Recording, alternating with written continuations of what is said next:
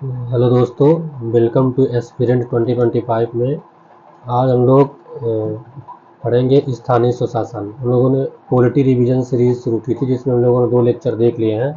उसमें हम लोगों ने एक तो अपन सेंटर स्टेट रिलेशन कर चुके हैं, और दूसरा हम लोगों ने इंटर स्टेट रिलेशन देख चुके हैं। मतलब दो राज्यों के मध्य संबंध कैसे होंगे, तो उसमें जो संवैधानिक थे और गैर संवैधानिक क्या संविधान संबंध होते हैं, और राज्य और केंद्र के मध्य क्या संबंध होते हैं, जिसको संघवाद कहते थे। तो हम लोगों ने देख लिए हैं। आज हम लोग को करना है स्थानीय स्वशासन। हम लोग पंचायती राज पढ़ेंगे, है ना। पंचायती राज, स्थानीय स्वशासन, जिसमें हम लोग अर्बन लोकल बॉडीज पढ़ेंगे एंड पंचायती राज जो पंचायत पे होता है। ये अपन स्टार्ट करते हैं। तो इसमें क्या है, ये आप लोगों को इतना तो पता ही है कि जैसे जो 74वां 73वां 74वां 74वां संविधान संशोधन था, वो हमारे पंचायती राज, हमारे जो गवर्नमेंट स्ट्रक्चर है, द्विस्तरीय पहले था गवर्नमेंट, और मतलब केंद्र सरकार और राज्य स्तर पर। अब ये त्रिस्तरीय हो गया है। तो इसमें हो गया संघ सरकार और केंद्र राज्य सरकार, और एक हो गया लोकल बॉडीज। मतलब त्रिस्तरीय हो गया। ये यूनिक है। अगर कोई पूछे पूरे वर्ल्ड में त्रिस्तरीय सरकार कहाँ चलती है, तो केवल भारत में ही चलती है। कोई पूछे तुम्हारे अपने भारत के संविधान की यूनिक चीज़ बताओ, तो आप ये पंचायती राज बता सकते हो। ये पूरे वर्ल्ड में कहीं भी नहीं है। त्रिस्तरीय गवर्नमेंट केवल अभी भारत में ही है। ये एक यूनिक फैक्टर है, तो इसको आप बता सकते हो। ठीक है। इसमें है क्या कि व जिला जिला व इसके निचले स्तर पर कार्य करती है। यह सरकार आम नागरिकों के सबसे निकट होती है। जैसे ये प्रत्यक्ष लोकतंत्र अगर जो स्टार्ट करना है, तो ये एक बेहतर वो है कि प्रत्यक्ष लोकतंत्र की हमें झलक मिलती है इसमें। लोग खुद वोट देते हैं, लोग अपने वोट की अहमियत समझते हैं। इसकी वजह से काफ़ी सुधार भी हुआ है देश में। तो सही है। यह धारणा यह धारणा पर आधारित यह इस धारणा पर आधारित है कि स्थानीय ज्ञान और स्थानीय हित लोगों के लिए आवश्यक घटक है। शासन करने के लिए कोई सेंटर में बैठ के गांव वालों के लिए कानून बनाएगा, क्या वो सुटेबल रहेगा? उतना सुटेबल नहीं रहेगा। इसलिए पंचायती राज व्यवस्था गांव स्तर पे, लोकल स्तर पे जाके काम करता है। तो ये जो बोलते हैं ना कि पावर का भी केंद्रीकरण, ये काफ़ी अच्छा है। कुशल प्रशासन सुनिश्चित करने के लिए लोग स्थानीय सरकार से बेहतर संवाद स्थापित कर सकते हैं। वे निर्णय लेने की प्रक्रिया का हिस्सा बनकर अपनी चिंताओं को व्यक्त कर सकते हैं और समाधान प्राप्त कर सकते हैं। हाँ, तो लोकल गवर्नमेंट से आसानी से संभव है। इसके ऐतिहासिक परिप्रेक्ष्य लोग देखते हैं कि जो जैसे 73वां 74वां संविधान संशोधन जो 1992 1993 के अराउंड ये स्टार्ट हुआ, ठीक है। लेकिन पहले ऐसा क्या था, जैसे हमारे यहाँ प्राचीन काल में भी प्रा, प्राचीन काल में ग्रामीण सभा समिति हम लोग वैदिक काल में पढ़ते हैं। पूर्वोत्तर वैदिक, पहले हम लोग जो ऋग्वैदिक काल में ग्रामीण सभा समिति पढ़ते हैं। एक विदत भी होती है, सभा समिति विदत, जिसमें महिलाएं भी होती हैं। तो फिर जब हम लोग उत्तर वैदिक काल में आ जाते हैं, तो उसमें सभा और समिति बस रह जाती है, ग्रामीण और सब खत्म हो जाती है। तो हम लोग देखते हैं तो हमारे प्राचीन काल में ही ये एग्जिस्ट करता था।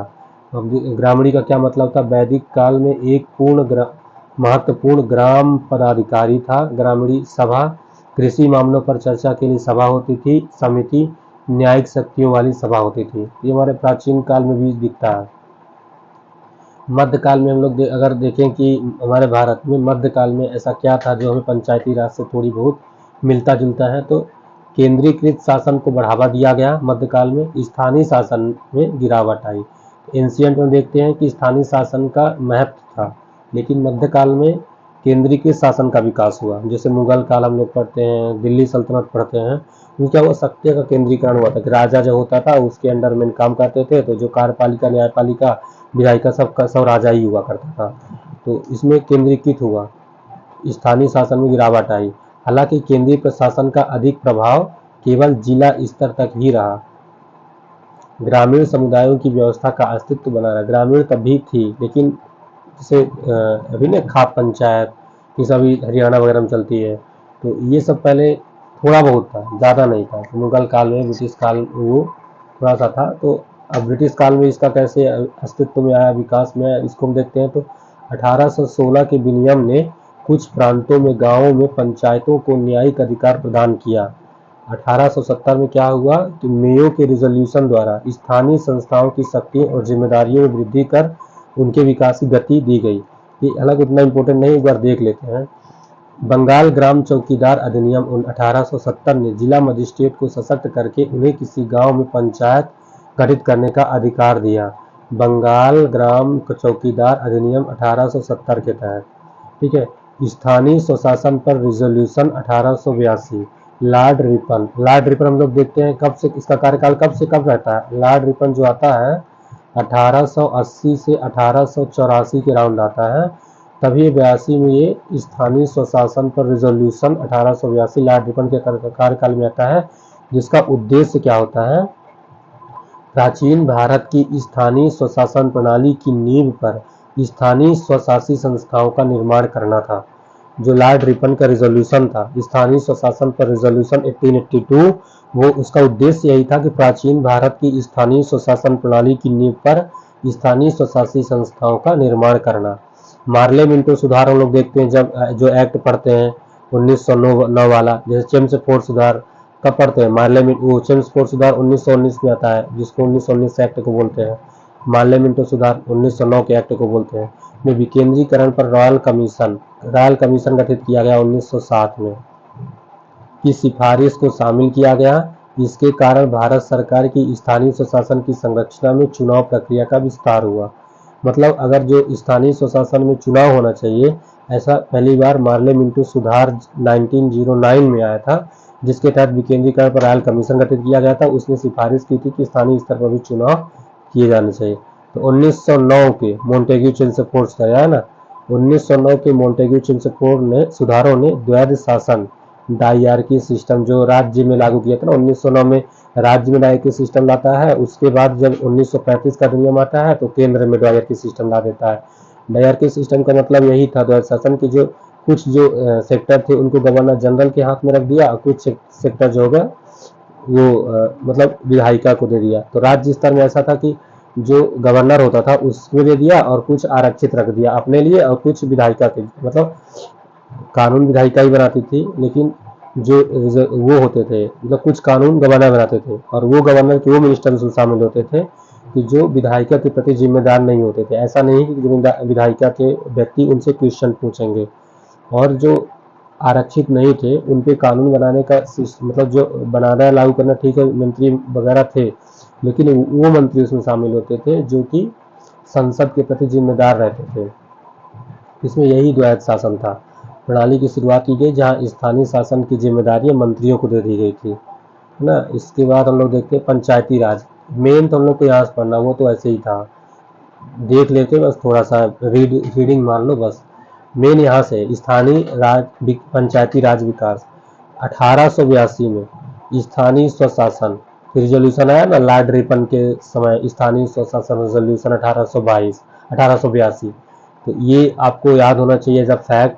1919 चेम्सफोर्ड सुधार, फिर 1938 आंध्र प्रयोग ये कहा आंध्र एक्सपेरिमेंट, ये आंध्र कहा महाराष्ट्र पुणे में, ये पहली जो पुणे में लगती थी आंध्र प्रयोग एक्सपेरिमेंट, इसको थोड़ी ध्यान रख रहे हैं ना बस।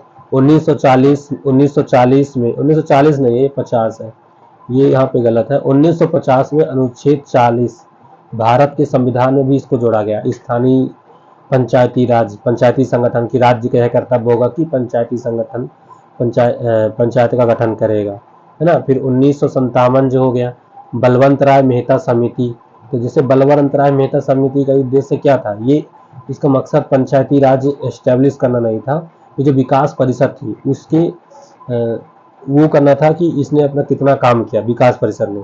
तो उसके एवज में इसने ये बोला कि अगर गाँवों का विकास करना है तो पंचायती राज जैसा सिस्टम कुछ होना चाहिए। इसने पहली बार लाया था, लेकिन इसका उद्देश्य नहीं था कि पंचायती राज सिस्टम को करना है इस्टेब्लिश करना है, इसलिए इसका गठन किया गया, ऐसा नहीं था। लेकिन बलवंत राय मेहता समिति ने इसका रिकमेंड किया कि अगर अच्छा विकास करना है गाँव लेवल पे, तो इसने सिफारिश की थी कि पंचायती राज जैसा सिस्टम कुछ होना चाहिए। तो सिफारिश के आधार पर पंचायती राज प्रणाली को अपनाने वाला पहला राज्य राजस्थान बना था। इसको आपको ध्यान रखना है कि जो बलवंत राय मेहता समिति 1957 में गठित की गई थी, उसने जो रिकमेंड किया था कि पंचायती राज व्यवस्था होनी चाहिए, तो ऐसा अपनाने वाला पहला राज्य जो था वो राजस्थान बना था। ठीक है, इसको आपको याद रखना है। ऐसा फैक्ट ये क्वेश्चन पूछ सकता है यूपीएससी की, पहली बार पंचायती राज व्यवस्था का कौन सा राज्य अपनाया था और किसकी रिकमेंडेशन पे अपनाया था। तो आपको याद रखना है कि बलवंत राय मेहता समिति जो 1957 में गठित की गई थी विकास परिषद का सर्वेक्षण करने के लिए, तो उसकी रिकमेंडेशन के आधार पर राजस्थान सरकार ने पहली बार पंचायती राज को एक्सेप्ट किया था। फिर 1985 में आता है जेबी के राव समिति। जेबी के राव समिति यहीं पे एक और आती है जेबी की राव समिति के बाद वो क्या नाम है उसका, एक और कोई समिति यहाँ पे आती है बीच में, मैं अभी याद आऊँ के बता दूंगा। 1986 में आता हो तो एल.एम. सिंघवी समिति। फिर 1992 में गठित की गई थी 73वां संविधान संशोधन जो है, इसी के तहत 1992 में ये आ जाता है।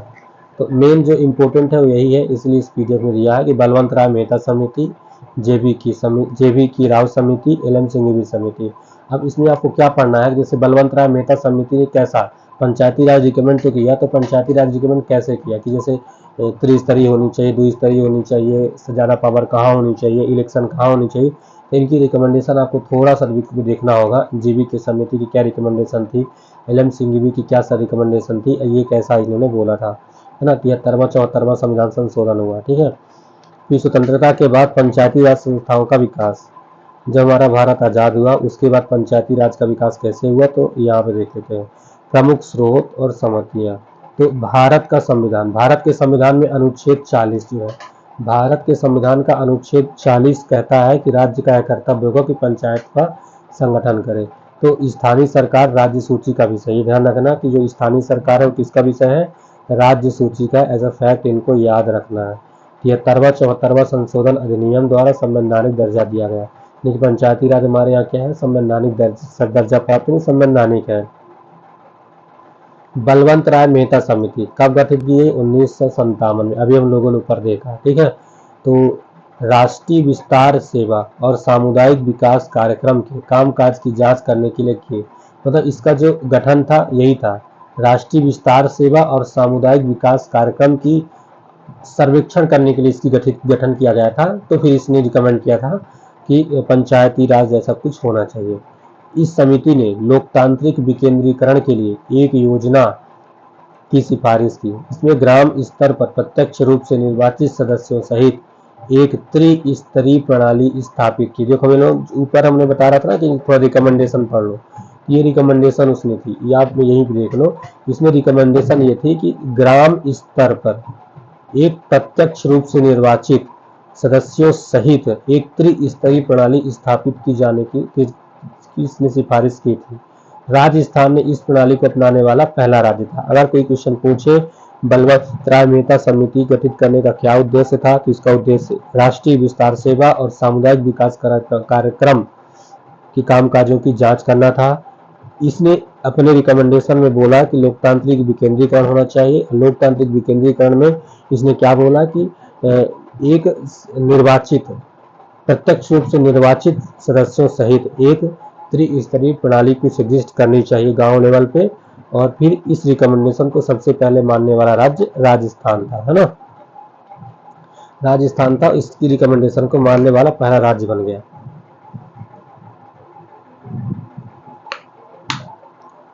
इसके बाद अपन आते हैं जेबी की समिति, अशोक मेहता, वहां पे अभी जो हम लोग बोल रहे थे, यहाँ इसके बाद ये भी अशोक मेहता समिति आएगी, यहाँ पे अशोक मेहता समिति आएगी।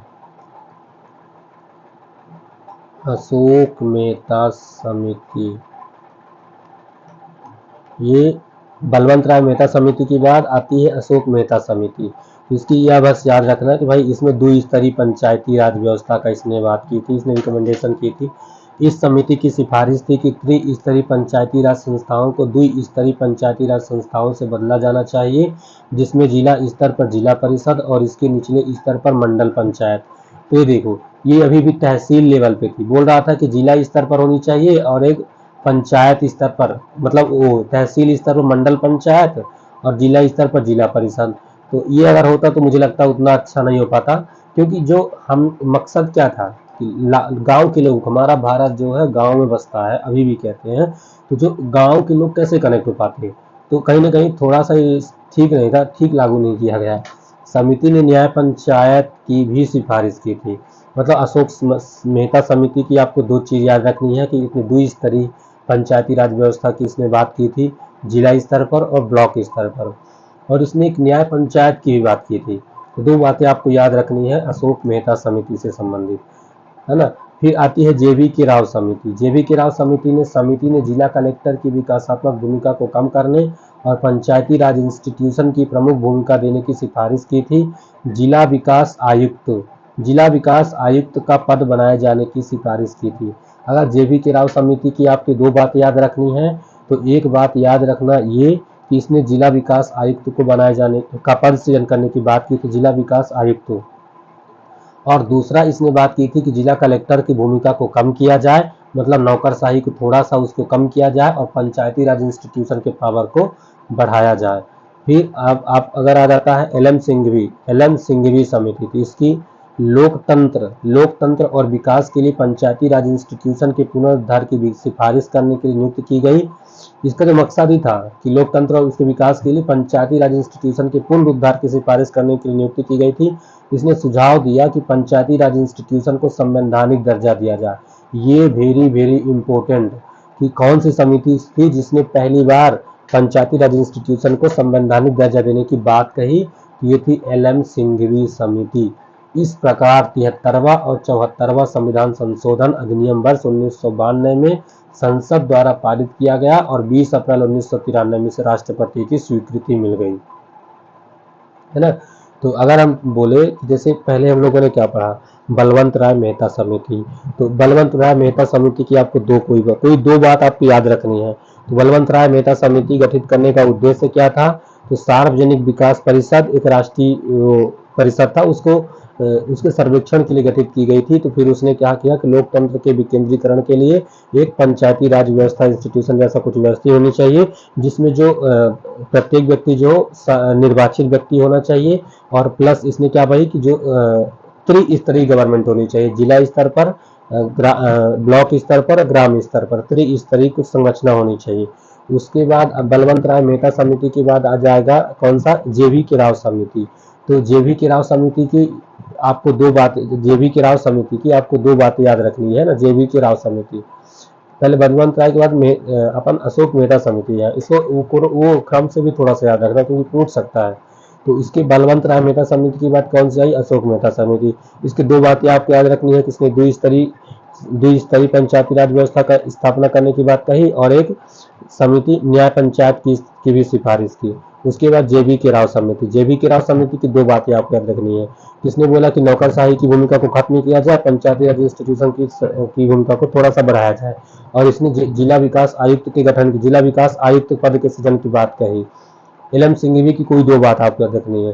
तो इसने क्या किया कि लोकतंत्र और विकास के लिए पंचायती राज इंस्टीट्यूशन के पुनरुद्धार के लिए इसका गठन किया गया था, और इसने पहली बार संवैधानिक दर्जा देने की बात कही।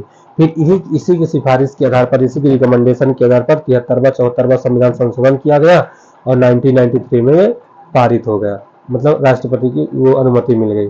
अब लोकतंत्र में पंचायती राज संस्थाओं की क्या भूमिका होगी, हम लोग ये देखते हैं। पंचायती राज संस्थाओं में लोकतंत्र की क्या भूमिका होगी। राजनीतिक चेतना, इसमें क्या है, राजनीतिक चेतना। इसने स्थानीय स्तर पर बड़ी संख्या में लोगों को नेतृत्वकर्ता बनने के लिए प्रेरित किया। तो बिल्कुल सही बात है, पंचायती राज व्यवस्था से नेतृत्वकर्ता की भूमिका तो बढ़ी है।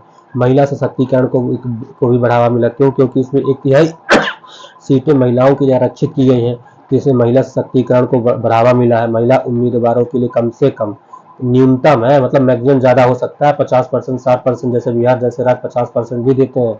तो इसमें मिनिमम बोला है कि 1/3 होनी चाहिए, 33% सीटें जो होनी चाहिए महिलाओं के लिए आरक्षित होनी चाहिए। 33% ज्यादा हो सकता है लेकिन 33% से कम नहीं हो सकता। लोकतांत्रिक संस्थाओं और कार्यप्रणाली को मजबूत बनाना, तो लोकतांत्रिक प्रबंधन में नेतृत्व की नई पीढ़ी को प्राप्त अनुभव से विधायी बहस का गुणवत्ता और उन उच्च स्तरीय संस्थानों में कामकाज के स्तर में वृद्धि हुई है। तो ठीक है, तो जनरल बातें आपको पता होनी चाहिए, जैसे योजना और विकास। तो क्या हुआ, पंचायती राज संस्थाओं को योजना और विकास में महत्वपूर्ण भूमिका निभाने के लिए डिजाइन किया गया है। अध्ययनों से यह संकेत मिलता है कि योजना और विकास की इकाइयों के रूप में, चाहे वह जिला हो या निचले स्तर की इकाई हो, पंचायती राज संस्थाओं ने महत्वपूर्ण योगदान दिया है। तो हम लोग देखते हैं, ये सही बात है। स्थानीय मांगों के लिए आवाज उठाना, तो आपको जैसे ये पंचायती राज क्या है, गांवों लेवल पर निवास करती है। इन लोग को पता होता है कि हमको किस चीज़ की ज़रूरत है और वही मांग करते हैं। नहीं ऐसे पहले होता था कि नौकरशाही अपना डिस्ट्रिक्ट में बैठा हुआ है, गांव लोगों को क्या समस्या है उसको पता ही नहीं है। जहाँ हैंडपम्प नहीं बनवाना है वहाँ भी हैंडपम्प बनवा रहे हैं, जहाँ कुआं खुदवाने की जरूरत है वहाँ हैंडपम्प बनवा रहे हैं। ऐसे कैसे होगा? तो मेन जो समस्या है वो वही जानेगा ना जो वहाँ रहता है, मेन किस चीज़ की समस्या है। ऐसा तो नहीं पानी की समस्या है और नाली बनवा रहे हो, पानी नहीं आता नाली की क्या जरूरत है। तो पंचायती राज संस्थाएं एक और संसद, देखो पंचायती राज संस्थाएं एक ओर संसद और राज्य विधानमंडल को, तो दूसरी ओर स्थानीय निकायों को परस्पर जोड़ने वाली एक कड़ी बन गई है।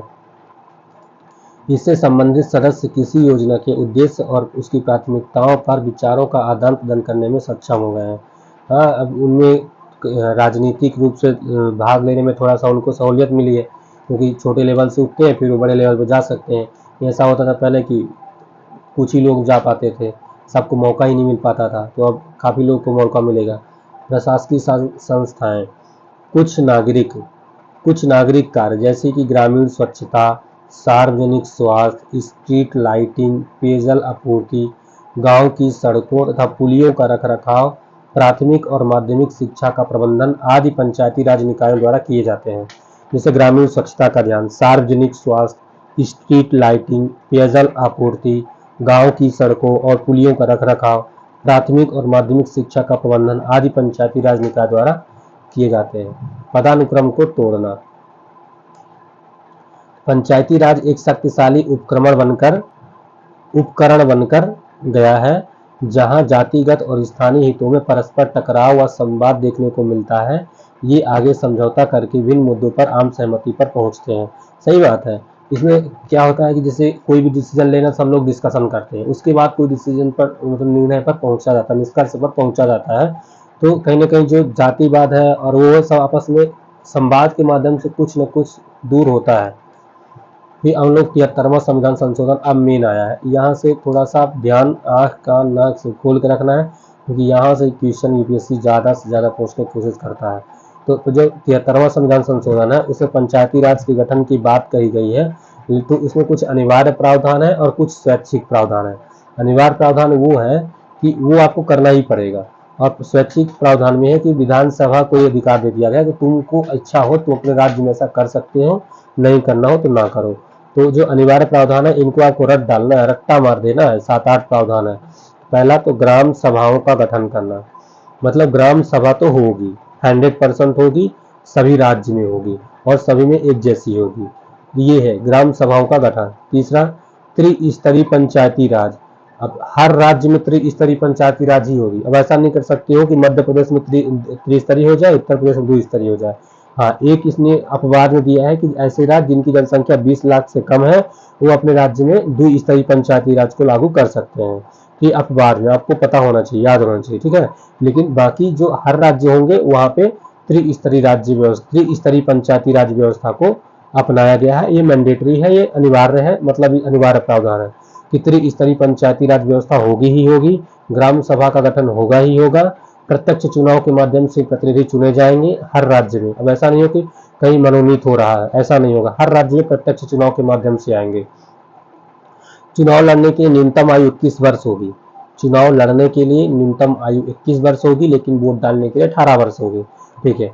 अब अध्यक्ष पद के लिए अप्रत्यक्ष चुनाव, अध्यक्ष पद के लिए अप्रत्यक्ष चुनाव होंगे। ऐसा अनिवार्य प्रावधान है कि अध्यक्ष पद के लिए अप्रत्यक्ष चुनाव होंगे, ठीक है। अनुसूचित जाति और जनजाति के लिए जनसंख्या के अनुपात में, देखो कहीं भी अगर अनुसूचित जाति और जनजाति के लिए आरक्षण की बात की गई है तो हर जगह जनसंख्या के अनुपात में सीटों का आरक्षण की बात की गई। तो ये आपको कंफ्यूज नहीं होना, वो कभी भी हो सकता है कि जनसंख्या से इधर ऐसा बोल सकता है 20%, 25%, 40%, इसमें परसेंट की बात नहीं की गई है, केवल जनसंख्या के अनुपात में। अगर जो 10% जनसंख्या किसी गाँव में है तो 10% की उस राज्य में आरक्षण मतलब उनको मिलेगा, ऐसा है। देखिए महिलाओं के लिए ऐसा नहीं, महिलाओं के लिए आरक्षण डायरेक्ट बोलता है 33%, 1/3 न्यूनतम, तो महिलाओं के आरक्षण की बात करता है। एक राज्य निर्वाचन आयोग का गठन की बात करता है, इसमें शायद 243ZA करके आर्टिकल है, वो इसके लिए राज्य निर्वाचन आयोग के लिए बात करता है। एक राज्य वित्त आयोग का गठन करना ही होगा, स्टेट फाइनेंशियल कमीशन है ना, फाइनेंस कमीशन। तो ये 1 2 3 4 5 6 7 8 8 प्रावधान जो है, 9 प्रावधान जो है इसके मैंडेटरी है, ये हर राज्य में आपको मिलेंगे। क्या? ग्राम सभाओं का संगठन, त्रिस्तरीय पंचायती राज प्रणाली का निर्माण, प्रत्यक्ष चुनाव, चुनाव लड़ने के लिए न्यूनतम आयु 21 वर्ष होगी, अध्यक्ष पद के लिए अप्रत्यक्ष चुनाव होंगे, अनुसूचित जाति अनुसूचित जनजाति के लिए जनसंख्या के अनुपात में सीटों का आरक्षण होगा, महिलाओं के लिए भी आरक्षण होगा, 33% की बात करता है। स्टेट फाइनेंस कमीशन का गठन किया जाएगा और स्टेट इलेक्शन कमीशन का भी गठन किया जाएगा। ठीक है, ये आपको याद रखना है। ठीक है, और इनमें जैसे इसमें राज्य वित्त आयोग और राज्य निर्वाचन आयोग, इसके संगठन में क्या क्या होती है, इनके राज्य निर्वाचन आयोग का गठन कौन करता है, इसको फिर ये सब आपको थोड़ा सा अच्छे से पढ़ना होगा। ठीक है, इसको मैं पढ़ाऊंगा आगे। अभी संवैधानिक संस्थाएं, गैर संवैधानिक संस्थाएं हम लोग जब पढ़ेंगे तो उसमें इसके बारे में डिटेल में पढ़ेंगे। ठीक है, अभी हम लोग आगे बढ़ते हैं। ये स्वैच्छिक प्रावधान में क्या क्या है कि इन निकायों में सांसदों और विधायकों को वोट देने का अधिकार, मतलब कि जो पंचायती राज व्यवस्था है इसमें सांसदों और विधायकों को वोट देने का अधिकार होगा या नहीं होगा, ये किसका अधिकार है ऐसा निश्चित तय करने की, वो विधानसभा तय करेगी। मतलब ये स्वैच्छिक प्रावधान है कि इन निकायों में सांसदों और विधायकों को वोट देने का अधिकार होगा कि नहीं होगा। पिछड़े वर्गों के लिए आरक्षण का प्रावधान करोगे कि नहीं करोगे, जो राज्य करना चाहे कर सकता है, इसलिए विधायिका पर छोड़ दिया गया। मतलब ये स्वैच्छिक प्रावधान है कि पिछड़े वर्गों के लिए आरक्षण देना या नहीं, जबकि दो इनको अनुसूचित जाति और जनजाति और महिलाओं के लिए आरक्षण अनिवार्य है, देना ही पड़ेगा, लेकिन पिछड़े वर्गों के लिए आरक्षण देना अनिवार्य नहीं है, स्वैच्छिक है। सांसदों और विधायकों को वोट देने का अधिकार भी स्वैच्छिक है, विधानसभा चाहे तो वहां दिलवा सकती, चाहे तो ना दे। तीसरा, पंचायती राज संस्थाओं को वित्तीय अधिकार देना, ये भी स्वैच्छिक है। वित्तीय, यही तो इसकी मेन कमी है कि पंचायती राज संस्थाओं को गठन तो कर दिया गया, राजनीतिक अधिकार तो दे दिए गए, बट वित्तीय नहीं है तो क्या कर लेगा। कोई डिसीजन लेता है कि गांव में एक तालाब बनाया जाए, अब पैसा ही नहीं है तो कैसे बनाया जाए, कैसे क्या होगा। तो ये एक इसकी बहुत बड़ी मतलब कमी मानी जाती है। 11वीं अनुसूची के तहत कार्यों का हस्तांतरण, इसमें 11वीं अनुसूची के तहत कार्यों का हस्तांतरण की बात की गई है, जो 29 रखे गए हैं। 11वीं अनुसूची में 29 ऐसे विषय रखे गए हैं जो इन पर अनुसूची 11वीं अनुसूची के कार्यों का हस्तांतरण मतलब इसमें किया गया है पंचायती राज को। तो ये स्वैच्छिक है कि राज्य सरकार देना चाहे ना दे, मतलब रखे गए हैं 29 विषय। जैसे उसमें 18 विषय रखे गए हैं जो नगर पालिका है, उनमें 18 विषय रखे गए, इसमें 29 विषय रखे गए।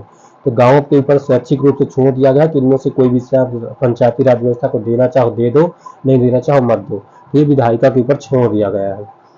तो 4 बातें आपको याद रखनी है कि सांसदों और विधायकों को वोट देने का अधिकार होगा या नहीं होगा, स्वैच्छिक है। पिछड़े वर्गों के लिए आरक्षण होगा या नहीं होगा, राज्य पर डिपेंडेंट है। पंचायती राज संस्थाओं को वित्तीय अधिकार देना, ये भी स्वैच्छिक है। 11वीं अनुसूची के तहत कार्यों का हस्तांतरण, ये भी स्वैच्छिक है। ठीक है, इसको आपको ध्यान रखना है। 73वां संविधान संशोधन अधिनियम 1992 के तहत संविधान में क्या क्या परिवर्तन किए गए। जब संविधान का संशोधन हुआ 73वां, तो संविधान में क्या क्या परिवर्तन आया, हम लोग इसकी बात करते हैं। 73वें संविधान संशोधन अधिनियम 1992 के तहत भारत के संविधान में भाग 9 जोड़ा गया। भाग 9 जोड़ा गया, भाग 9 जोड़ा गया था। 9 में लिखा है पंचायतें, फिर 10 में 9, फिर 9 के का में लिख देता है कि नगर पालिका है, 9 के खा में लिख देता है सहकारी समिति। जो संविधान संशोधन हुआ 73वां, उसके तहत भाग 9 भाग 9 जोड़ा गया, और जो 74वां संविधान संशोधन है उसके तहत भाग 9 का जोड़ा जाता है। ठीक है, संशोधन द्वारा पंचायतों को ग्रामीण भारत के लिए स्थानीय स्वशासन की संस्थाओं के रूप में संवैधानिक दर्जा दिया गया, ये सही है। और इसने संविधान में 11वीं अनुसूची को भी जोड़ा, इसमें 11वीं अनुसूची में पंचायती राज को जोड़ दिया और 12वीं अनुसूची में नगर पालिकाओं को जोड़ दिया। तो संविधान में कहाँ कहाँ परिवर्तन किए गए, एक तो भाग 9 जोड़ा गया, एक अनुसूची 11 जोड़ी गई। ठीक है, और इसमें 29 कार्यात्मक विषय रखे गए, लेकिन ध्यान रखना इसमें स्वैच्छिक है 29 कार्य विषय कि राज्य सरकार जो जो विषय पंचायती राज को देना चाहे दे सकती है, मतलब ये स्वैच्छिक है ना। अभी हम लोगों ने जो ऊपर पढ़ा, फिर महत्वपूर्ण प्रावधान, पंचायती राज व्यवस्था में और क्या महत्वपूर्ण प्रावधान है। तो 20 लाख से अधिक जनसंख्या वाले सभी राज्यों के लिए पंचायती राज का त्रिस्तरीय व्यवस्था। ये देखो कि मतलब ऐसे राज्य जिनमें 20 लाख से अधिक जनसंख्या है वहाँ त्रिस्तरीय सरकार तो हो गई है। जैसे समझ ले, अभी हम लोगों ने अनिवार्य प्रावधान पढ़े थे, अनिवार्य प्रावधान में इसमें था कि हर राज्य में त्रिस्तरीय व्यवस्था होगी। ऐसे राज्यों को अपवाद में रखा गया कि जहाँ की जनसंख्या 20 लाख से कम है वहाँ द्विस्तरीय बनाया जा सकता है, जैसे सिक्किम राज्य हो गया। तो ये वाला आपको ध्यान रखना। दूसरा कि प्रत्येक राज्य में संबंधित राज्यों के अधिनियमों के माध्यम से पंचायतों की स्थापना की गई है। कि प्रत्येक राज्य में संबंधित राज्यों के अधिनियमों के माध्यम से पंचायतों की स्थापना की गई है। ये आपको ध्यान रखना होगा। जैसे संवैधानिक हम लोग बात करते हैं, इसमें क्या लिख रहा है कि प्रत्येक राज्य में संबंधित राज्यों के अधिनियमों के माध्यम से पंचायतों की स्थापना की गई है। प्रत्येक 5 वर्षों में नियमित रूप से पंचायत चुनाव का आयोजन। दूसरा, अनुसूचित जातियों, अनुसूचित जनजातियों और महिलाओं के लिए सीटों का आरक्षण, सीटों के 1/3 से कम नहीं, है ना। प्रत्येक स्तर पर अनुसूचित जाति और अनुसूचित जनजाति के लिए उनकी जनसंख्या के अनुपात में सीटें आरक्षित की गई और आरक्षित सीटों में से 1/3 अनुसूचित जाति और अनुसूचित जनजाति समुदाय की महिलाओं के लिए आरक्षित होनी चाहिए। प्रत्यक्ष चुनाव द्वारा भरी जाने वाली सीटों की कुल संख्या का 1/3 महिलाओं के लिए आरक्षित होनी चाहिए। और ये है कि पंचायतों की वित्तीय शक्तियों के संबंध में सिफारिश करने के लिए राज्य वित्त आयोग की नियुक्ति की जाएगी। तो ठीक है, महत्वपूर्ण प्रावधान थे। पंचायती राज संस्थाओं का प्रशासनिक ढांचा कैसा होगा, हम लोग ये देखते हैं कि पंचायती राज संस्थाओं का प्रशासनिक ढांचा कैसा होगा। तो सभी राज्यों में एक समान त्रिस्तरीय पंचायती राज संरचना है, ठीक है, जिसके मूल में ग्राम पंचायत है। ग्राम पंचायत सबसे मूल में है। एक ग्राम पंचायत के दायरे में एक गांव या गांवों का एक समूह आता है। देखो अभी हम लोग जब पढ़ेंगे पेशा एक्ट इसी में, तो उसमें बोलेगा कि हर गांव के लिए एक पंचायत हो, ग्राम सभा, प्रत्येक गांव के लिए एक ग्राम सभा होगी। लेकिन इसमें ऐसा नहीं है, इसमें बोल रहा है कि गांव ले लो या गांवों का एक समूह ले लो, फिर वहां एक पंचायत बना दो। तो मतलब अगर पूछे पेशा एक्ट और इसमें क्या डिफरेंट है, तो ये सब कुछ डिफरेंट है, आपको ध्यान रखने होंगे। इसमें क्या कहता है, गांव ले लो या गांवों का एक समूह ले लो, फिर उसमें एक पंचायत का गठन कर दो। लेकिन जो पेशा एक्ट है, जो अनुसूचित जातियों वाले राज्य में किया गया है, तो उसमें यही बोला गया है कि उसमें प्रत्येक गांव में एक ग्राम सभा होगी। उसका कारण यह है कि हर गांव में दूसरी जनजाति रहती है ना। तो ऐसा कुछ मान के वहां पे ऐसा प्रावधान किया गया है। मध्य स्तर पर मंडल है, ठीक है, मध्य स्तर पर मंडल जिसे ब्लॉक या तालुका भी कहा जाता है। इन निकायों को मंडल या तालुका पंचायत कहा जाता है। मंडल पंचायत है, तालुका पंचायत। ग्राम लेवल पर ग्राम पंचायत, तालुका या मंडल लेवल पर मंडल पंचायत, ठीक है। कम जनसंख्या वाले छोटे राज्यों में मध्य स्तर के निकाय गठित करने की आवश्यकता नहीं है। वही बताया ना कि जो 20 लाख से कम जनसंख्या वाले राज्य हैं वहां पे द्विस्तरीय पंचायत का गठन कर सकती है। तो द्विस्तरीय यही है कि ग्राम पंचायत लेवल पर चले जाओ, जिला स्तर लेवल पर चले जाओ। तीसरा, शीर्ष स्तर पर जिला पंचायत है, जिसके दायरे में जिले का संपूर्ण ग्रामीण क्षेत्र आता है, ठीक है। संशोधन में ग्राम सभा के अनिवार्य गठन का भी प्रावधान किया गया।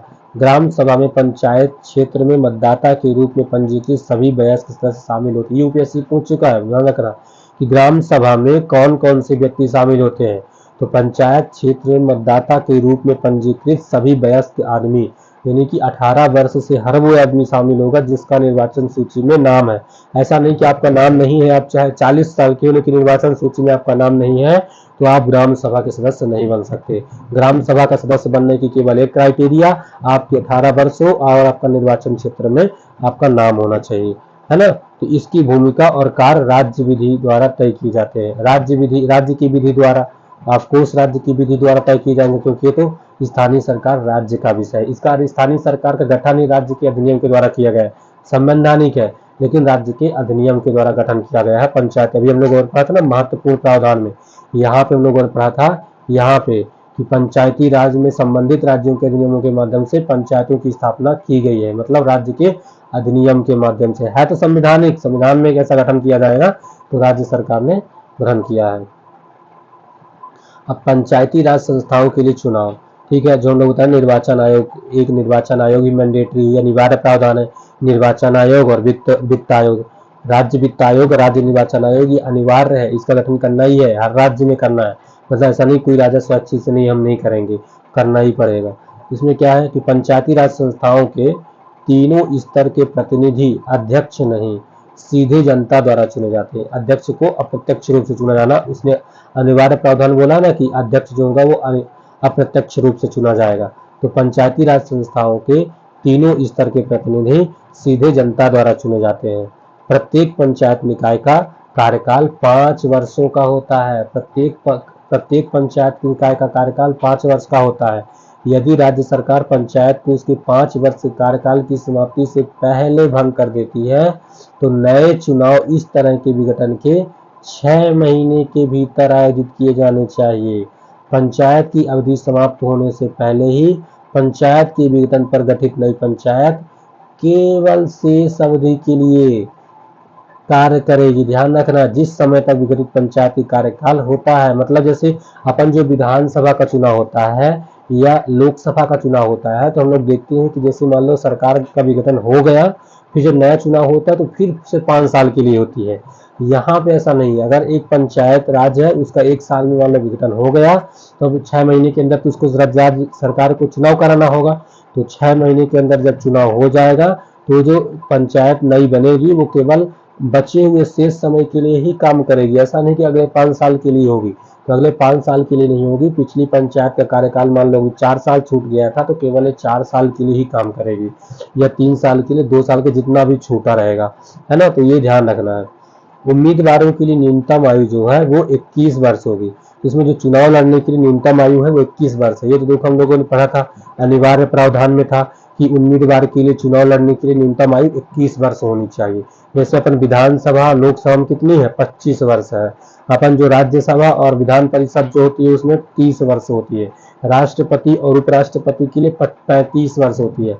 आपको आयु भी थोड़ा थोड़ा इन सब चीजों को याद रखना होगा, लिंक करके थोड़ा सा पढ़ना होगा।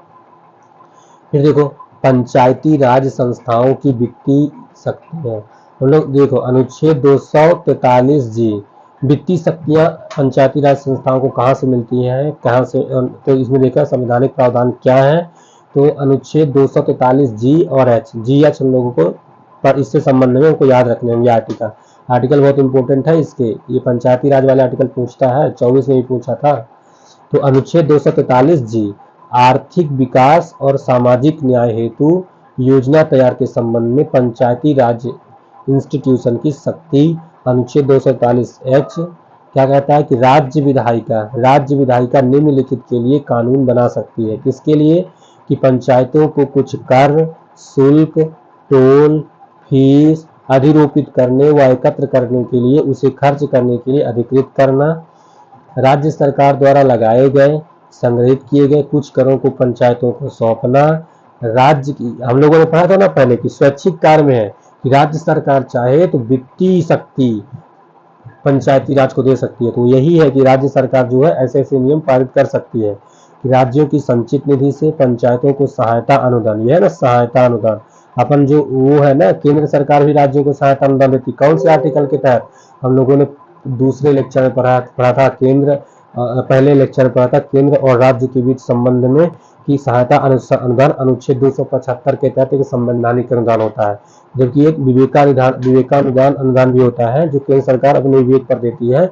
वो होता है अनुच्छेद 282 के तहत किसी स्पेशल प्रोविजन के लिए, सार्वजनिक क्षेत्र के लिए या किसी योजना के कार्यान्वयन के लिए देती है ना, अनुच्छेद 282 के तहत। आज जो 275 के तहत है वो सहायता अनुदान होती है, जो वित्त आयोग जो होता है, फाइनेंस कमीशन, वो रिकमेंड करता है कि कितना कितना डिस्ट्रीब्यूट किया जाना चाहिए। तो आपको वहां पे ध्यान रखना, ऐसे जब हुआ है आपको लिंकेज करना चाहिए। पंचायतों द्वारा उनकी ओर से प्राप्त सभी धन को जमा करने के लिए पंचायतों के लिए ऐसी निधियों के गठन का प्रावधान करना और साथ ही ऐसे धन की निकासी का भी प्रावधान करना। पंचायतों द्वारा या उनकी ओर से प्राप्त सभी धन को जमा करने के लिए पंचायतों के लिए ऐसी निधियों के गठन का प्रावधान करना और साथ ही ऐसे धन की निकासी का भी प्रावधान करना कि किस तरीके से धन का निकास होगा और उनकी निधि क्या, उनके लिए एक नहीं, जैसे बैंक बनाना तो उनके लिए भी एक निधि बनाना।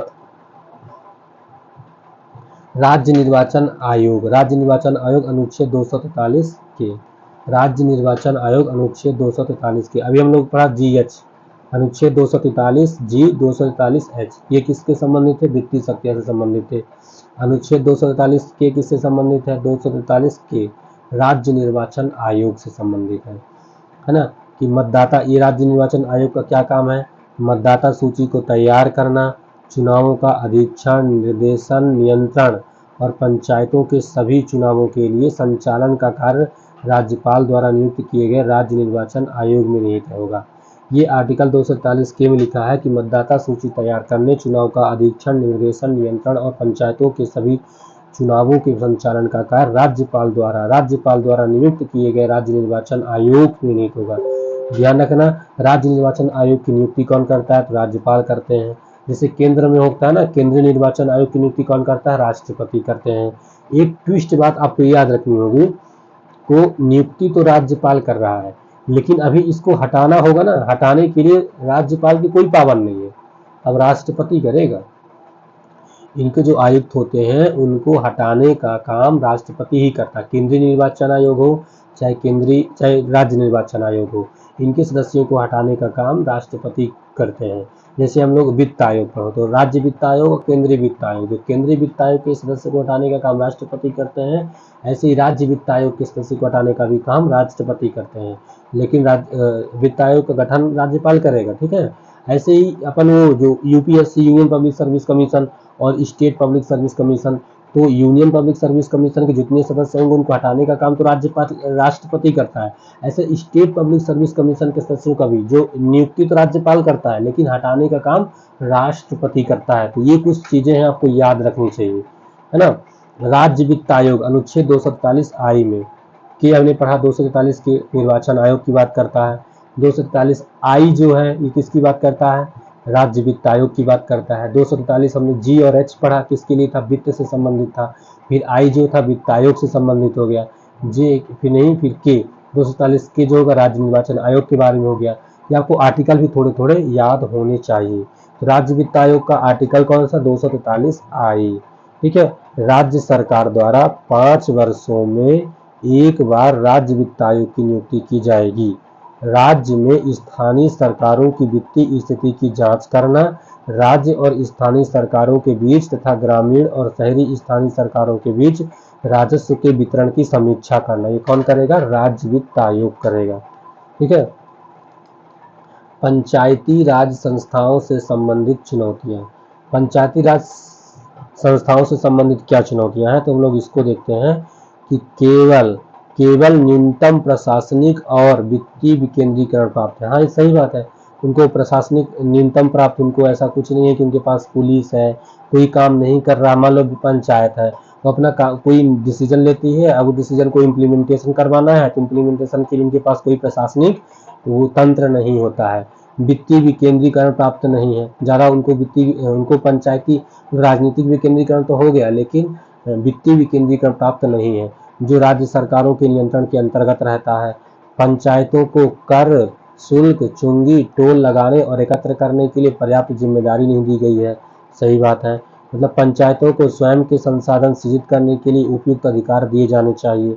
राज्य वित्त आयोग की सिफारिशों को या तो आंशिक रूप से स्वीकार किया गया है या आधे अधूरे मन से लागू किया गया। मतलब राज्य वित्त आयोग की सिफारिश जो होती है सलाहकारी होती है, तो मानते ही नहीं राज्य सरकार, बोलते जाओ, है ना। दूसरा, इसमें और क्या चुनौती है कि राज्य निर्वाचन आयोगों को दी गई शक्तियां अलग अलग राज्यों में अलग अलग होती है, क्योंकि गठन का तो बात किया गया है कि अनिवार्य प्रावधान किया गया है, लेकिन उनकी शक्ति क्या होगी ऐसा बात नहीं किया, क्या होगी शक्ति, तो ये मतलब अनिवार्य प्रावधान नहीं था, स्वैच्छिक था, तो विधानमंडलों ने इतना उनको अधिकार नहीं दिया। पंचायतों के कामकाज में लोगों की भागीदारी, पारदर्शिता सुनिश्चित करने को लेकर जैसी परिकल्पना की गई थी, उस तरह से ग्राम सभाओं को सशक्त और मजबूत नहीं किया गया। ठीक है, संविधान पंचायतों के लिए जनसंख्या या क्षेत्रफल की दृष्टि से कोई आकार निर्धारित नहीं करता। इसमें जो पंचायतों का गठन होगा उसमें कोई निश्चित आकार यानी कोई निश्चित आकार मतलब कोई जनसंख्या या आकार निर्धारित नहीं किया गया है कि मतलब आपको 10,000 में एक ग्राम सभा बनानी होगी या 1,000 में बनानी होगी या कितने रीजन में कितने गांव मिलकर बनेंगे, ऐसा कुछ डिसाइड नहीं किया गया है, संविधान में ही डिसाइड नहीं किया गया है। तो इसका मतलब है कि 10 गांव मिलाकर भी एक पंचायत बन रही तो राज्य की स्वैच्छिक है। तो कई सारे राज्यों ने ऐसे ही किया है कि ज़्यादा से ज़्यादा उन्होंने कम से कम बनाने की कोशिश की है ना। ये भी एक चुनौती है। तो अधिकांश राज्यों में पंचायतों के पास अपने कर्मचारियों की भर्ती करने और उनका वेतन, भत्ते, सेवा के अन्य शर्तें निर्धारण करने का अधिकार नहीं है। अधिकांश राज्यों में पंचायतों के पास अपने कर्मचारियों की भर्ती करने और उनका वेतन, भत्ते, सेवा की अन्य शर्तें निर्धारण करने का अधिकार नहीं है। वित्तीय संसाधनों की कमी के कारण कर्मचारियों की भर्ती करने की शक्ति, भले ही ऐसी शक्ति मौजूद है, का व्यापक रूप से अल्प उपयोग किया गया या बिल्कुल भी उपयोग नहीं किया गया। ठीक है, जबकि उनको अधिकार है कि तुम अपने कर्मचारियों की भर्ती कर सकते हो, लेकिन उनके पास पैसा ही नहीं है तो कैसे भर्ती करेंगे? कोई फ्री में आके काम करेगा क्या? विभिन्न राज्य पंचायती राज अधिनियमों के तहत संबंधित राज्य सरकार या उनके द्वारा मनोनीत पदाधिकारियों के पास पंचायती राज संस्थाओं द्वारा की गई कार्रवाइयों की समीक्षा और संशोधन के संबंध में काफी शक्ति है। क्या कहता है कि विभिन्न राज्य पंचायती राज अधिनियमों के तहत संबंधित राज्य सरकार या उनके द्वारा मनोनीत पदाधिकारियों के पास पंचायती राज संस्थाओं द्वारा की गई कार्रवाइयों की समीक्षा और संशोधन के संबंध में काफी शक्ति है। जैसे कोई भी राज्य सरकार का आदमी है और जाके इसमें निरीक्षण करने लगता है, तो इनको शक्ति है नहीं, काम धंधा होता नहीं, तो फिर निरीक्षण करोगे तो क्या ही करोगे। अब इसको देखो, ग्रामीण शासन पर दूसरे प्रशासनिक सुधार आयोग की सिफारिश। जो दूसरा प्रशासनिक सुधार आयोग गठित किया गया था, तो उसने पंचायती राज से संबंधित क्या सिफारिश की थी, इसमें ये बताया गया है। हम लोग ये देखेंगे कि क्या सिफारिश की थी इसने करी थी कि ग्राम पंचायत उपयुक्त आकार की होनी चाहिए। इसने बोला कि एक निश्चित आकार डिफाइन करो ना, कि कितनी जनसंख्या में एक ग्राम सभा होगी, कितनी जनसंख्या में मंडल पंचायत होगी, कितनी जनसंख्या मिनिमम या तो आकार निश्चित कर दो कितने क्षेत्र में होगी, या तो जनसंख्या डिसाइड कर दो। तो यही इसने बताया, प्रशासनिक सुधार आयोग ने रिकमेंड किया कि नहीं, कुछ न कुछ इसका आकार होना चाहिए। दूसरा कि पंचायतों को कर्मियों की भर्ती करने और उनकी सेवा शर्तों को विनियमित करने की शक्ति होनी चाहिए। मतलब जो अभी हम लोगों ने कमियां पढ़ी ना, वो चिंताएं थी, वही इसने रिकमेंड किया है। और क्या कि कुछ राज्य अधिनियमों में पंचायत के बजट को उच्चतर स्तर या किसी राज्य के किसी अन्य प्राधिकरण द्वारा अनुमोदित करने संबंधी प्रावधान को समाप्त कर दिया जाना चाहिए। तो तीसरा क्या किया कि राज्य सरकारों के पास पंचायती राज संस्थाओं या निर्वाचित प्रतिनिधियों द्वारा पारित किसी भी प्रस्ताव को निलंबित करने या रद्द करने की शक्ति नहीं होनी चाहिए। सही है। राज्यों को 11वीं अनुसूची में उल्लिखित सभी मामलों के संबंध में व्यापक गतिविधियों को चिन्हित करना चाहिए। और क्या किया इसने कि स्थानीय सरकारों के राजस्व आधार को विस्तार और गहन करने के लिए व्यापक प्रयास किए जाने की आवश्यकता है। इसने द्वितीय प्रशासनिक सुधार आयोग था, इसने ऐसा कुछ इसमें वो किया। अब देखो हम लोगों ने पढ़ा था पेशा, अभी बात कर रहे थे ना पेशा, प्रिवेंशन ऑफ पेशा एक्ट। ठीक है,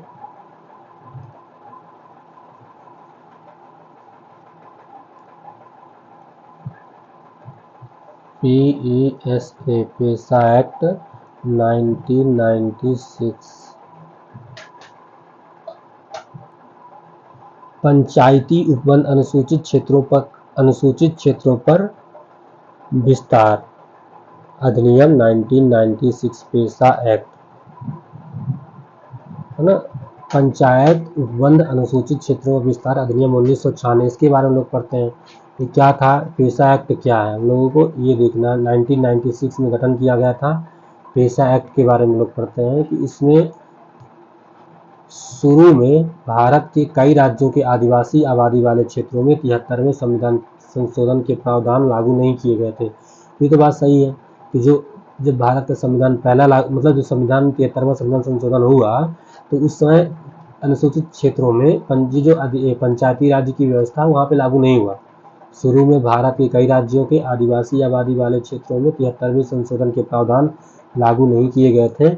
फिर 1996 में पंचायत प्रणाली के प्रावधान को इन क्षेत्रों तक विस्तार करने के लिए एक अलग कानून पारित किया गया, जिसे पेशा एक्ट 1996 कहा जाता है। कई आदिवासी समुदायों में साझा संसाधनों, जंगलों और छोटे जलाशयों आदि के प्रबंधन के अपने पारंपरिक रिवाज हैं, इसलिए नया अधिनियम इन समुदायों के अपने संसाधनों के प्रबंधन के अधिकारों की रक्षा करता है। इनके उद्देश्य क्या था? जो पेशा एक्ट था उसका उद्देश्य क्या था? इसका उद्देश्य ये था, यह अधिनियम कुछ संशोधनों और अपवादों के साथ संविधान के भाग 9 के अनुच्छेद 244(1) क्या बात कर रहा है कि भाग 9 यानी कि पंचायती राज, भाग 9 को अनुच्छेद 244(1), 244 का मतलब कौन? अनुसूचित क्षेत्र हो गए, है ना, अनुसूचित क्षेत्र, जनजाति वाले नहीं, अनुसूचित क्षेत्र 244(1) के तहत अधिसूचित 5वीं अनुसूची वाले क्षेत्रों तक विस्तार करता है। मतलब भाग 9 को अनुच्छेद 244(1) के तहत अधिसूचित 5वीं अनुसूची वाले क्षेत्रों तक विस्तार करता है। संविधान की 5वीं अनुसूची के संबंध अनुसूचित क्षेत्रों तथा अन्य किसी भी राज्य की अनुसूचित जनजाति के प्रशासन और नियंत्रण से है। संविधान की 5वीं अनुसूची का संबंध अनुसूचित क्षेत्रों तथा अन्य किसी भी राज्य की अनुसूचित जनजाति के प्रशासन और नियंत्रण से है। इसमें असम, मेघालय, त्रिपुरा, मिजोरम राज्यों को बाहर रखा गया है। ATMM जो होता है ना, असम, मेघालय, त्रिपुरा, मिजोरम, हम लोग एक ट्रिक बनाते हैं याद करने के लिए कि ये जो है ये 6th शेड्यूल में रखे गए हैं। अब 5th शेड्यूल में 11 है, 10 राज्य हैं जिसको अनुसूचित क्षेत्र जिनमें है ना। तो ये 6th शेड्यूल में ATMM असम, त्रिपुरा, मिजोरम इसको रखा गया है ना, असम, मेघालय, त्रिपुरा, मिजोरम को। वर्तमान में 5वीं अनुसूची के 10 राज्यों में मौजूद है। 5वीं अनुसूची के क्षेत्र 10 राज्यों में मौजूद है। ये आंध्र प्रदेश, छत्तीसगढ़, गुजरात, हिमाचल, आपको याद रखने होंगे कौन, हम आपको कुछ सुनाते हैं, जैसे कौन कौन सा है इधर, तेलंगाना, आंध्र प्रदेश, उड़ीसा, छत्तीसगढ़, मध्य प्रदेश, महाराष्ट्र, गुजरात, राजस्थान, हिमाचल, ये झारखंड। इतने राज्य, 10 राज्य आते हैं जहां वे अनुसूची 5 के तहत अनुसूचित क्षेत्र है ना। आपको ये चीज याद रखनी होगी। पेशा अधिनियम के तहत ग्राम और ग्राम सभा की परिभाषा। पेशा अधिनियम के तहत ग्राम और ग्राम सभा की परिभाषा। तो इसमें क्या किया गया है कि एक गांव में साधारणतः एक बसावट या छोटी छोटी बस्तियों का एक समूह आता है। गांव में साधारणतः एक बसावट या छोटी छोटी बस्तियों का एक समूह आता है। इसमें एक समुदाय के लोग शामिल होते हैं और परंपराओं और रीति रिवाजों के अनुसार अपने मामलों का प्रबंधन करते हैं। प्रत्येक गांव में एक ग्राम सभा होगी। ये देखो बताया था ना कि यहाँ प्रत्येक गांव में एक ग्राम सभा का गठन की बात करता है। जबकि अभी हम लोगों ने जो पढ़ा पिछले साइड, उसमें क्या था कि एक गांव या गांवों का एक समूह में एक पंचायत गठन किया जा सकता है। लेकिन इसमें यही अंतर है कि इसमें प्रत्येक गांव में एक ग्राम सभा होगी ही होगी। ऐसी शक्ति होंगे, ऐसे व्यक्ति होंगे, अगर जिसमें ऐसे व्यक्ति होंगे जिनके नाम ग्राम स्तर पर पंचायत के लिए मतदाता सूची में शामिल है।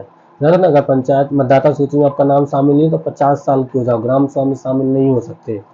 पेशा ने ग्राम सभा या पंचायत को निम्नलिखित अधिकार दिए हैं। इसको तो आपको रट डालना है कि इसके तहत क्या, ये हर साल आता है, UPSC का फेवरेट है अनुसूचित जाति वाला पूछना है। तो देखो, भूमि अधिग्रहण, अगर अनुसूचित जाति के अनुसूचित क्षेत्र के लोगों के जहाँ रहते हैं वहाँ पे जो भूमि का अधिग्रहण है उसके संबंध में, पुनर्वास के संबंध में, विस्थापित व्यक्तियों के पुनर्वास के मामले में अनिवार्य परामर्श। भूमि अधिग्रहण, पुनर्वास, विस्थापित व्यक्तियों के पुनर्वास के मामले में अनिवार्य परामर्श करने का अधिकार। मतलब आप ग्राम पंचायत से बिना सलाह लिए, परामर्श लिए आप ऐसा नहीं कर सकते। भूमि का अधिग्रहण नहीं कर सकते हो, उनको पुनर्वास नहीं कर सकते हो। पुनर्वास अगर किए हो तो उनकी रहने की व्यवस्था होगी या उनका कैसे उनका बट वो मुआवजा दिया जाएगा, ये सब उनसे पहले अनिवार्य परामर्श करना होगा। परामर्श करना क्या है, अनिवार्य है।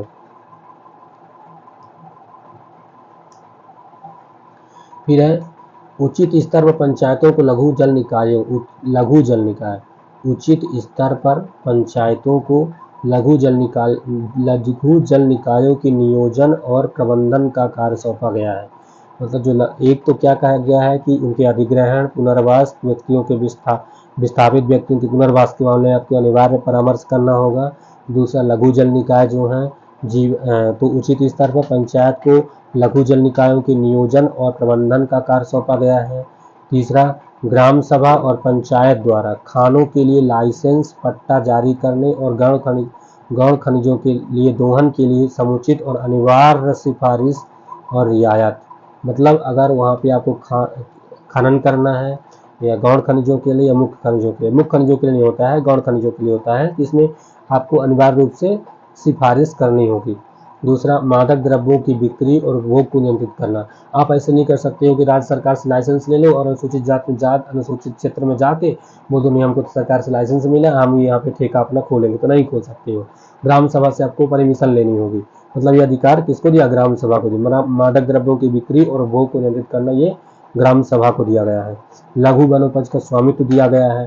ठीक है। भूमि के कटाव को रोकना और ऐसी भूमि का कायाकल्प करना, ये भी अधिकार उसी को दिया गया है। गांवों के बाजार का प्रबंधन करना, गांव में जो बाजार लगती है, मेला लगता है, इसका प्रबंधन करना ये पंचायतों को दिया गया है। फिर अनुसूचित जनजाति समुदायों के लिए लोगों को उधार देने पर नियंत्रण। अनुसूचित जनजाति समुदायों को लोगों को उधार देने पर नियंत्रण। ऐसा नहीं कि आप किसी अनुसूचित जनजाति वाले लोग को पैसा उधार में दे दो, अब पैसा नहीं चुका पा रहा, अब उसकी जमीन से हड़प कर लो। तो इसलिए आपको नियंत्रण रखा गया कि आप किसी को उधार भी नहीं दोगे, है ना, मतलब नियंत्रित रखा, उनको दिया गया अधिकार। सामाजिक क्षेत्र जनजाति उप जनजाति सहित स्थानीय योजनाओं और संसाधन से जुड़ी संस्थाओं और पदाधिकारियों पर नियंत्रण उन्हीं को दिया है कि सामाजिक क्षेत्र जनजाति उप जनजातियों सहित स्थानीय योजनाओं और संसाधन से जुड़ी संस्थाओं और पदाधिकारियों पर नियंत्रण होता है।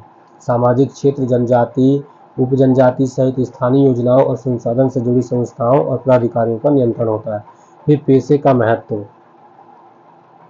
पेशा एक्ट जो है उसका क्या महत्व है हम लोग ये देखते हैं। यह निर्णय लेने में लोगों की भागीदारी बढ़ाएगा, ये तो ऑफकोर्स बढ़ाएगा क्योंकि अनुसूचित क्षेत्र में भी इसका बड़ा मतलब पंचायती राज को बढ़ावा देता है, तो इससे अनुसूचित जाति के लोग भी इसमें जुड़ेंगे। दूसरा, यह आदिवासी क्षेत्रों में अलगाव को कम करेगा क्योंकि उनका सार्वजनिक संसाधनों के उपयोग पर बेहतर नियंत्रण होगा। यह आदिवासी आबादी के बीच गरीबी और पलायन को कम करेगा क्योंकि उनका प्राकृतिक संसाधनों के प्रबंधन पर नियंत्रण होगा, जिससे उनकी आजीविका और आय में सुधार होगा। पेशा आदिवासी आबादी के शोषण को कम करेगा क्योंकि वे उधार देने, शराब की खपत, बिक्री एवं गांव के बाजारों का नियंत्रण प्रबंधन करने में भी सक्षम होंगे। पेशा के प्रभावी क्रियान्वयन से भूमि के अवैध हस्तांतरण पर रोक लगेगी। इस तरह से हस्तांतरित आदिवासी जमीन की बहाली भी हो सकेगी। सबसे महत्वपूर्ण बात यह है कि पेशा जो होगा आदिवासी आबादी की परंपराओं, रीति रिवाजों और सांस्कृतिक पहचान के संरक्षण के माध्यम से सांस्कृतिक विरासत को बढ़ावा देगा। तो बढ़िया है पेशा। ठीक है। इसके बाद आ गया वन अधिकार अधिनियम 2006। वन अधिकार अधिनियम 2006, इसको आपको रट डालना है क्योंकि यूपीएससी ने इससे कई बार क्वेश्चन पूछ चुका है। जनजाति कार्य मंत्रालय नोडल मंत्रालय, इसका जनजाति कार्य मंत्रालय जो है वन अधिकार अधिनियम 2006 का नोडल मंत्रालय है, याद रखना। इसके उद्देश्य क्या है? वन अधिकार अधिनियम 2006 के उद्देश्य क्या है? इसके उद्देश्य ये है कि वनवासी समुदायों के साथ हुए ऐतिहासिक अन्याय की भरपाई करना।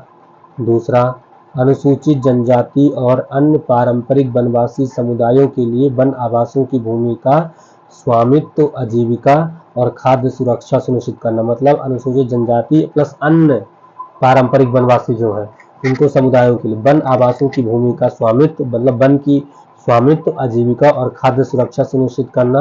और वन अधिकार धारकों को उत्तरदायित्व और अधिकार सुनिश्चित करके वनों के संरक्षण व्यवस्था को मजबूत करना। सतत उपयोग, जैव विविधता के संरक्षण और पारिस्थितिक संतुलन को रखरखाव को सुनिश्चित करना, है ना। आपको इसके उद्देश्य पता होना चाहिए, मतलब रीडिंग कर लेना तो याद रहेगा। दूसरा, इस अधिनियम के तहत